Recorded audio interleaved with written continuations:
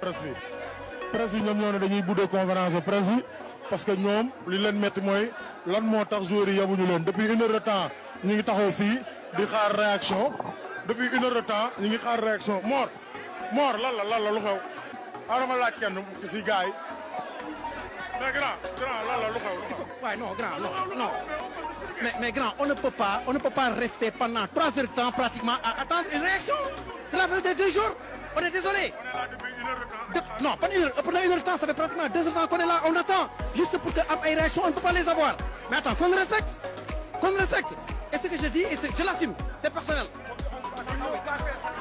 Cette chose-là, ils n'osent pas faire sans club. On est là depuis 1h30, on les attend. Nous sommes là pour la nation. Ils n'osent pas faire sans club.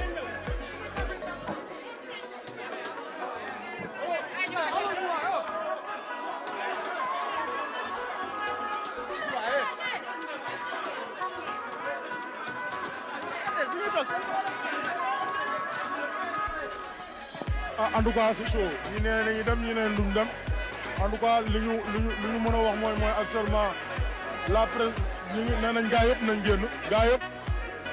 Imaginez, on est en Ramadan. Le match a fini à 21h. Il fait que l'heure là. Il fait que l'heure. 22h25. C'est difficile, c'est compliqué, donc il faut qu'on nous respecte. En tout cas, je ne dis pas manque de respect, mais manque de considération, parce qu'on ne peut pas attendre 2 heures de temps pour arrêter à temps.